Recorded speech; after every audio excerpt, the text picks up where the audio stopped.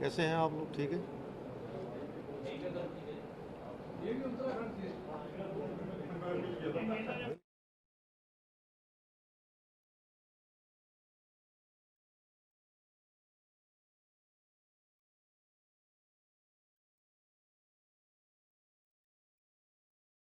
हाँ, तो सभी मीडिया के बंधुओं को बहुत बहुत धन्यवाद और नमस्कार। आप सभी आए और आज हमारे बीच में हमारे उत्तराखंड के मुख्यमंत्री जी आदरणीय पुष्कर सिंह जी धामी साहब पधारे हैं और साथ ही विनय जी जो उत्तराखंड सरकार में मंत्री हैं वो भी हमारे बीच में हैं। तो मैं साहब से निवेदन करूंगा कि आप सभी यहाँ के जो लुधियाना के सभी प्रेस के बंधु आए हुए मीडिया और प्रिंट के, तो आप सभी उनको संबोधित करें।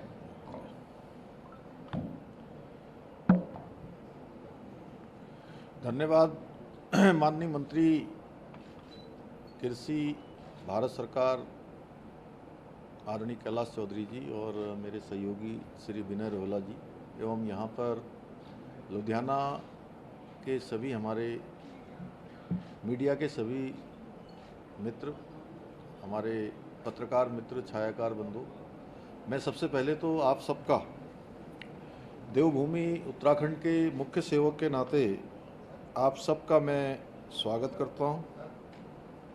क्या हो रहा है? माइक आ रहा है ना? आवाज़ आ रही है?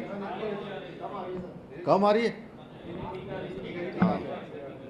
मुख्य सेवक के नाते आप सबका मैं, उत्तराखंड देवभूमि के मुख्य सेवक के नाते आप सबका मैं अपनी ओर से स्वागत करता हूँ, अभिनंदन करता हूँ। और लोकतंत्र के इस महायज्ञ में जहाँ हम सब लोग अपने अपने राजनीतिक क्षेत्र में काम कर रहे हैं, तो राजनीतिक दलों में अपनी प्रचार प्रसार से संबंधित आप सबके माध्यम से अपनी जो बातें हैं जनता तक पहुंचाने का काम कर रहे हैं और उसमें आप सबका सहयोग पूरे देश के अंदर मिल रहा है। और लुधियाना में भी आया था तो मुझे मेरे मन में इच्छा हुई कि आप सबसे भेंट भी हो जाएगी और कुछ बातें भी हो जाएंगी। तो आप सभी जानते हैं पिछले 10 वर्षों में आदरणीय प्रधानमंत्री मोदी जी के कालखंड में भारत तेज़ी से आगे बढ़ा है, पूरे देश के अंदर तेज़ी से विकास हुआ है हर क्षेत्र में, और पूरे विश्व के अंदर भारत का मान सम्मान बढ़ा है, हमारी पहचान बढ़ी है।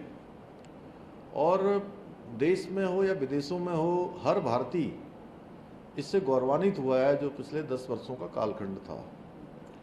और एक कालखंड वो भी था जब दुनिया के देशों में हमारी जो बातें थी वो बहुत गंभीरता से नहीं ली जाती थी। विश्व के मंचों पर भारत अपनी बात भी नहीं कर पाता था और हमारी पहचान ऐसी बनने लगी थी कि हम दब्बू भारत हैं, पिछलग्गू भारत हैं।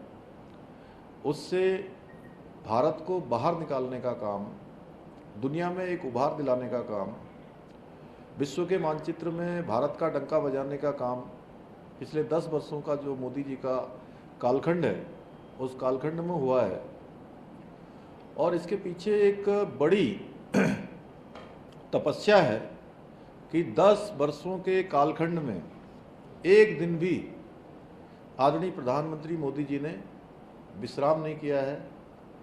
एक एक पल और एक एक क्षण देश के लिए लगाया है और पूरे भारतवासियों को, देश के 140 करोड़ लोगों को अपना परिवार मानकर उनके लिए जो सबसे अच्छा हो सकता है वो देने का संपूर्ण प्रयास किया है, संपूर्ण उसके लिए उन्होंने परिश्रम किया है। और अगर मैं पंजाब की बात करूं तो पंजाब के अंदर भी 2 लाख करोड़ से भी ज़्यादा की योजनाएं यहाँ के लिए दी हैं, जिसमें कई ग्रीनफील्ड हाईवे हैं, आरओबी हैं, ओवरब्रिज हैं, एक्सप्रेस वे हैं। इन पर तेज़ी से काम हुआ है, तेज़ी से विकास आगे बढ़ा है। पंजाब को एम्स की भी सौगात दी गई है।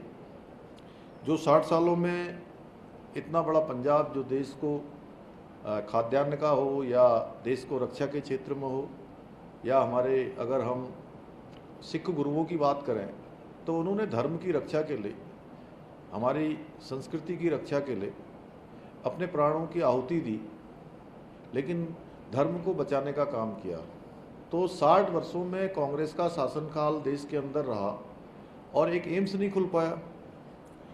वहीं अफ़गानिस्तान में जब उथल पुथल हुई तो अफ़गानिस्तान से अगस्त 2021 में सिख धर्म के पवित्र गुरु ग्रंथ साहब की 3 ऐतिहासिक प्रतियों को अफ़गानिस्तान से पूरे सम्मान के साथ भारत में लाया गया। वहीं हमारे 10वें गुरु गोविंद सिंह जी का 350वां हो या 355वां हो, उनकी जो प्रकाश पर्व पूरे भारत में और दुनिया में विभिन्न हिस्सों में बहुत ही भव्यता के साथ मनाया गया और पूरे देश को उसमें सम्मिलित किया गया। इसके साथ साथ अमृतसर में स्वर्ण मंदिर में 2020 में विदेशी अंशदान अधिनियम FCRA के तहत भी मान्यता दी गई, जिससे कि दुनिया के जितनी भी संगत है अपने सर्वोपरि तीर्थ स्थल स्वर्ण मंदिर के रखरखाव और विकास में सीधे जो धनराशि वो दे सकते हैं, अपना योगदान कर सकते हैं। इसके साथ साथ हम सब जानते हैं करतारपुर साहब दर्शन करने के लिए दूरबीन से दर्शन करने पड़ते थे और लंबा कालखंड बीत गया, कभी किसी ने इस ओर ध्यान नहीं दिया कि इतना हमारा पवित्र स्थल करतारपुर साहब, वहाँ करतारपुर साहब कॉरिडोर का निर्माण करवाया और आज जितने भी हमारे श्रद्धालु हैं वो सारे के सारे गुरु नानक देव की पुण्य धरा पर जाकर उनके दर्शन कर रहे हैं, आशीर्वाद प्राप्त कर रहे हैं।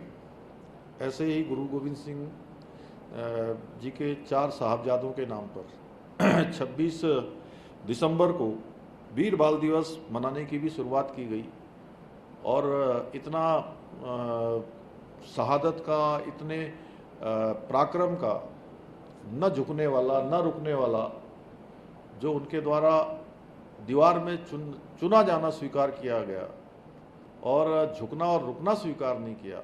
और उन्होंने कहा भी उस समय कि हम धर्म के सच्चे, ईमान के सच्चे गुरु गोविंद सिंह के बच्चे, हम रुक नहीं सकते, हम झुक नहीं सकते।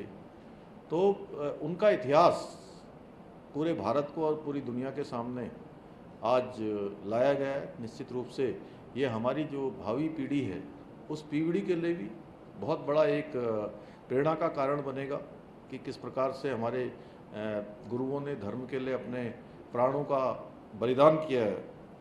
और वहीं आज दूसरी तरफ अगर हम बात करें तो जो विपक्ष है वो केवल और केवल तुष्टीकरण की राजनीति कर रहा है। कांग्रेस और आम आदमी पार्टी जैसी पार्टियां एक दूसरे को, एक खास वोट बैंक को फायदा पहुंचाने के लिए बहुसंख्यक आबादी के साथ नाइंसाफ करना चाहती हैं। कांग्रेस ने कर्नाटका में रातों रात एक वर्ग विशेष के लोगों को अन्य पिछड़ा वर्ग का आरक्षण दे दिया, अन्य पिछड़ा वर्ग में सम्मिलित कर दिया। आपने देखा होगा ये संविधान की मूल भावना के विपरीत है। और पश्चिम बंगाल के कल 2 दिन पहले बंगाल हाईकोर्ट ने, कलकत्ता हाईकोर्ट ने एक निर्णय दिया है, जो 10% वहाँ पर आरक्षण दिया जा रहा था एक वर्ग विशेष के लोगों को, उसको रोक दिया है। तो ममता बनर्जी उसको भी चुनौती देने का काम कर रही है। इनके गठबंधन में जितने भी लोग हैं, लालू प्रसाद यादव जी, वो खुलेआम कहते हैं कि एक वर्ग विशेष के लोगों को आरक्षण दिया जाना चाहिए। आम आदमी पार्टी धूर्तता और भ्रष्टाचार में आज उसने कांग्रेस को भी पीछे छोड़ दिया है और उनकी पार्टी के सर्वे सर्वा स्वयं जो है शराब घोटाले में जेल की चक्की पीस चुके हैं। आम आदमी पार्टी और कांग्रेस पार्टी, इनके पास ना ही कोई विजन है, ना ही कोई विचारधारा है, सिर्फ ये सत्ता के भूखे हैं। इसलिए आपने देखा होगा कि मैं पंजाब आ रहा हूँ, पिछली बार भी मैं पंजाब आया तो मुझे बहुत आश्चर्य हुआ कि दिल्ली में और हरियाणा में ये दोनों पार्टियाँ एक दूसरे के साथ गठबंधन बनाकर लड़ रही हैं, एक दूसरे के साथ गठबंधन में हैं।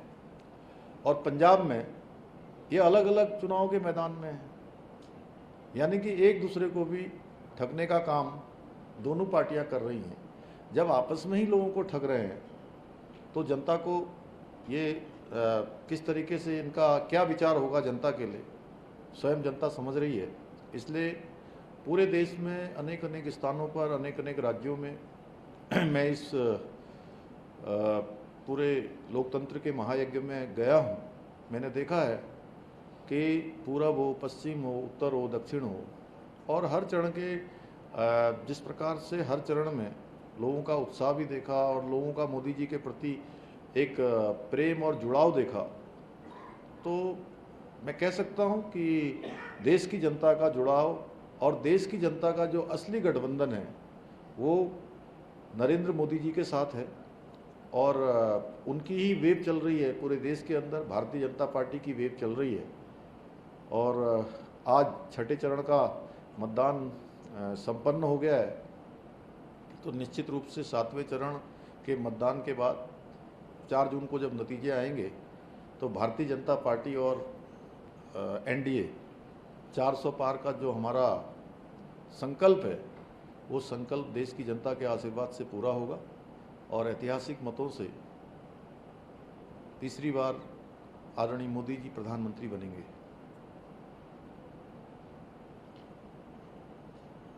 हो गया। आपने पंजाब के संदर्भ में बात की है। पंजाब में किसान आंदोलन के माध्यम से बहुत भाजपा का विरोध हो रहा है। इस विरोध की जो राजनीति है, इसको आप कैसे देख रहे हैं कि क्या चलता है? देखिए, किसानों के लिए जो काम आदरणीय प्रधानमंत्री मोदी जी ने किया है, मैं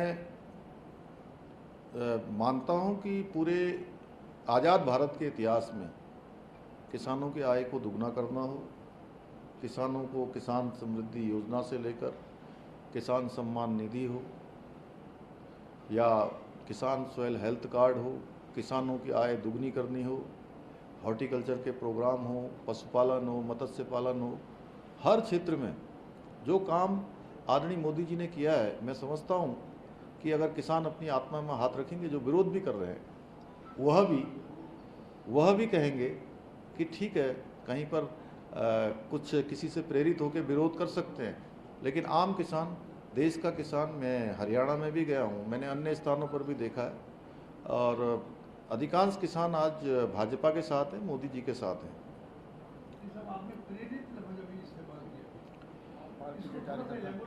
अब कहीं पर विरोध के लिए विरोध करने वाली बातें हैं।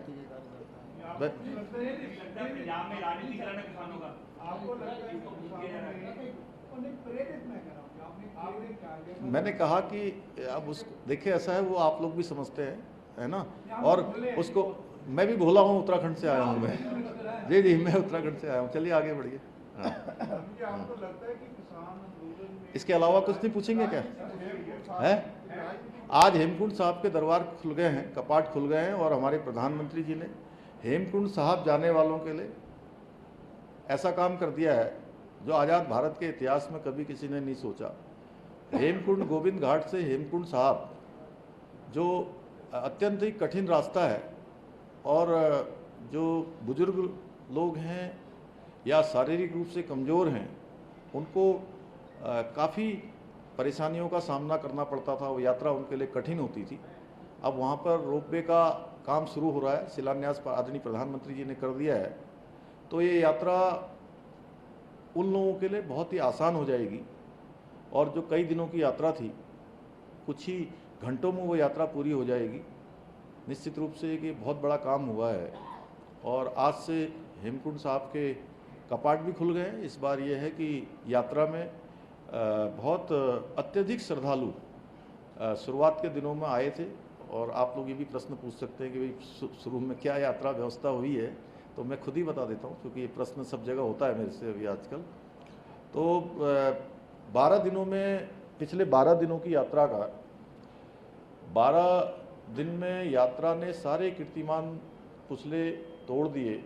जितनी संख्या थी, वो संख्या हमारी 10 लाख को लगभग क्रॉस कर गई, और जो धाम हैं, उन धामों की एक अपनी बियरिंग कैपेसिटी है, धारण क्षमता है। उस धारण क्षमता से ज़्यादा लोग आ जाते हैं, तो निश्चित रूप से, चूँकि ये यात्रा कोई मैदानी क्षेत्र की यात्रा भी नहीं है, वो अत्यंत ही कठिन यात्रा भी है। केदारनाथ की यात्रा लगभग 18 से 20 किलोमीटर की पैदल यात्रा है और चढ़ाई की यात्रा है। इसी प्रकार से यमुनोत्री की यात्रा भी अत्यधिक कठिन है। शुरुआती दिनों में जरूर ज़्यादा संख्या होने के कारण से कुछ असुविधाओं का सामना भी करना पड़ा, लेकिन हमने सबसे उसके बाद निवेदन किया, व्यवस्था बनाई और जो ऑफलाइन बहुत सारे लोग अनेक स्थानों से देश के धामों के दर्शन करने के लिए आ गए थे और उन्होंने रजिस्ट्रेशन नहीं किया था, लेकिन ऑफलाइन रजिस्ट्रेशन से उन सभी को उस समय में भेजा था। लेकिन इधर जब संख्या अत्यधिक हो गई तो हमने ऑफलाइन रजिस्ट्रेशन की व्यवस्था बंद कर दी है और अब 31 मई तक केवल ऑनलाइन जो रजिस्ट्रेशन है उसी से यात्रा हो रही है। और इसके पीछे हमारा हेतु केवल एक ही है कि हर हालत में जो यात्री हैं, तीर्थयात्री हैं, श्रद्धालु हैं, उनकी सुरक्षा बहुत ज़रूरी है और वही हमारी सर्वोच्च प्राथमिकता है। उनको असुविधा न हो, परेशानी न हो। अब यात्रा सुचारू रूप से चल रही है। आज भी मैं चूँकि हर 2-3 घंटे में मैं लगातार अपडेट लेता हूँ, दिन भर लगातार चलता हूँ। आज बद्री विशाल में संख्या थोड़ा ज़्यादा है, बाकी तीनों धाम हमारे सामान्य स्थिति में है। सर, अगर पंजाब की बात करें, नया पंजाब जो बनाने की बात की जा रही है, उसके बारे में क्या कहना चाहिए कि पंजाब को किस तरह का नया पंजाब बनाने की? पंजाब देखिए, जो विकास का रथ है, उस विकास के रथ में पंजाब भी आगे बढ़े। आज देश के सभी राज्य आगे बढ़ रहे हैं और मोदी जी पूरे देश के लिए एक समान योजनाएं बना रहे हैं, क्योंकि उनकी योजनाओं में, विकास के मामले में, धन आवंटन के मामले में उनका सबका साथ, सबका विकास और सबका प्रयास जो मंत्र है, उसी मंत्र के आधार पर पंजाब भी आगे बढ़े और पंजाब के लोग भी उसमें कदम ताल करें। आज राहुल गांधी पहुंचे हुए पंजाब में जी और प्रियंका गांधी भी प्रचार कर रहे हैं। लगता है कि इस समय जो माहौल बना हुआ पंजाब का, इसमें क्योंकि 1 तारीख को कहीं ना कहीं जो चुनाव की देगी है, वहाँ उस दिन काफ़ी मायने रखता है पंजाबियों के लिए। उस दिन हरमंदिर साहब का अटैक हुआ। नहीं, देखिए, ये तो चुनाव आयोग पूरे देश का कैलेंडर घोषित करता है और मैं समझता हूँ कि ये लोकतंत्र का महायज्ञ है, इसमें सभी को भाग लेना है। क्योंकि उत्तराखंड में जब चुनाव हो रहा था पहले चरण में, तो उस दिन जो है 19 अप्रैल का तिथि थी और 19 अप्रैल को संपूर्ण उत्तराखंड में और वेस्टर्न यूपी में, जहाँ पहले चरण का मतदान हो रहा था, उस दिन शादियों की सबसे ज़्यादा सालक थे। उस दिन सबसे ज़्यादा शादियों की तिथि थी, शुभ दिन माना जाता था। लेकिन हम लोगों ने निवेदन किया, अभी कोई भी दिन हो लोकतंत्र के लीडर का बयान लगातार वायरल हो रहा है कि पंजाब में जो भी बिहार से लोग आ रहे हैं, उनको जमीन नहीं देनी चाहिए, उनको वोट डालने का अधिकार नहीं देना चाहिए। क्या लगता है आपके मुताबिक ये सही है, ऐसा होना चाहिए? देखिए, आज पूरा देश आगे बढ़ रहा है और पूरा देश एक है। एक भारत श्रेष्ठ भारत की कल्पना हो रही है। अभी आपने देखा होगा पिछले दिनों माननीय प्रधानमंत्री जी ने काशी के अंदर तमिल के लोगों को लाकर काशी तमिल संगमम का आयोजन किया गया। देश के जितने भी हमारे राजभवन हैं, उन राजभवनों में वहाँ के रहने वाले प्रवासियों के द्वारा, राजभवन के द्वारा आयोजित उनके स्थापना दिवस मनाए जा रहे हैं, उनके परंपरागत जो त्यौहार मनाए जा रहे हैं।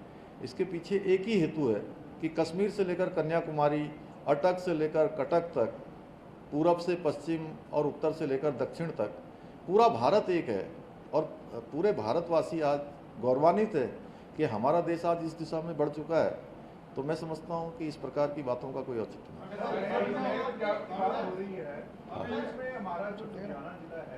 अब आपने एक बार पूछ लिया, आप दूसरा वो पूछ लें।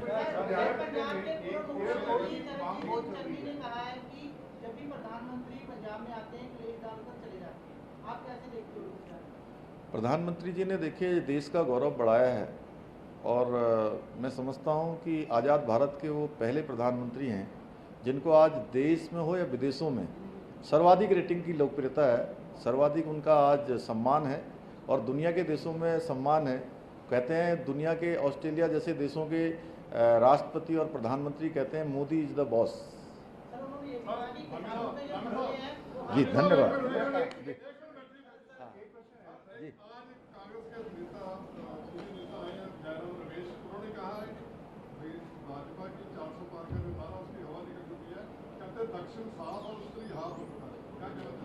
देखिए, मैं आपको बता सकता हूँ, आपका क्या शुभ नाम है भाई साहब?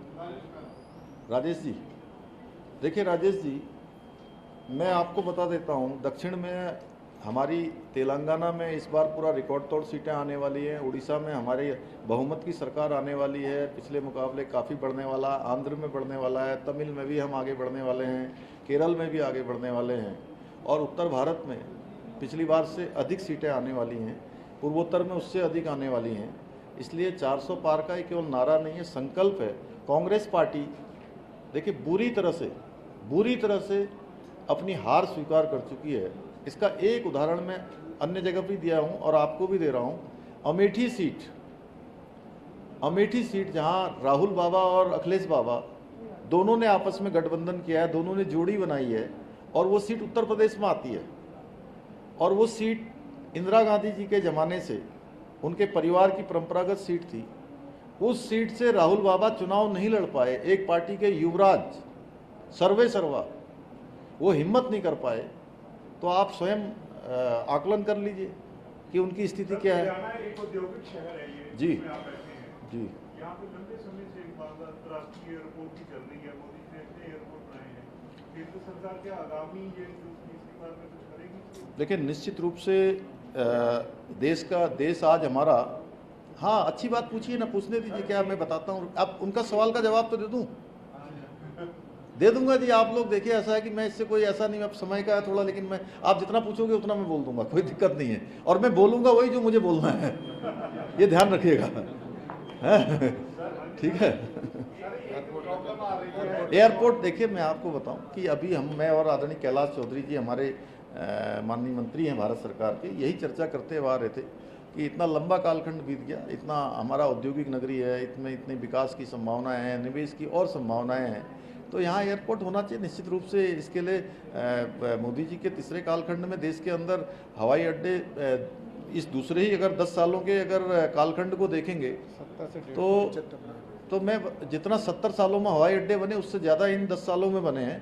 तो निश्चित रूप से हमारी संभावनाएं खुली हुई हैं, और ये लुधियाना शहर क्योंकि देश दुनिया से जुड़े, उसके लिए सभी लोग प्रयास करेंगे। भारतीय जनता पार्टी प्रयास करेगी, और मोदी जी का तो हमेशा से प्रयास रहता है। विरोधी जो है प्रचार कर रहे हैं कि अगर तीसरी बार मोदी सरकार आई तो संविधान खत्म हो जाएगा, उसके बारे में क्या कहें? देखिए, मोदी जी की सरकार जो थी 2014 से लेकर 2024 तक, ये पूर्ण बहुमत की सरकार थी, और 400 के आसपास तो आज भी एनडीए और भाजपा का समर्थन है। तो 400 इसलिए चाहिए कि जो काम चल रहे हैं वो काम और तेजी से चलें, उनमें कोई रुकावट ना हो। जो विकास का रथ आगे बढ़ा है वो तेजी से आगे बढ़े, उसका इंजन और तेज दौड़े। केजरीवाल की गिरफ्तारी को लेके विपक्ष बहुत प्रश्न लगा रहा है कि उसको कह रहा है कि जड़ जी, ये ईडी, सीबीआई और ये एजेंसियां, ये भारतीय जनता पार्टी के समय में या आदरणीय मोदी जी के समय में नहीं बनी, ये पहले की हैं, और एजेंसियां जांच कर रही है। अब तो माननीय न्यायालय में 2 तारीख को फिर से केजरीवाल जी उसी मुकदमे में जेल जाएंगे, और उन पर मुकदमा चलेगा। अगर वो साफ होंगे तो छूट जाएंगे, नहीं तो जेल जो सजा होती है सबके लिए एक व्यवस्था है। उन्होंने बोला कि मोदी जी ने एक इंटरव्यू में कहा है कि केजरीवाल अनुभवी चोर है, उसके खिलाफ कोई सबूत नहीं मिला। उन्होंने अपने इंटरव्यू में बोला है कि मेरे पास कोई सबूत नहीं है। ऐसी कोई बात नहीं बोली है। चलिए, धन्यवाद।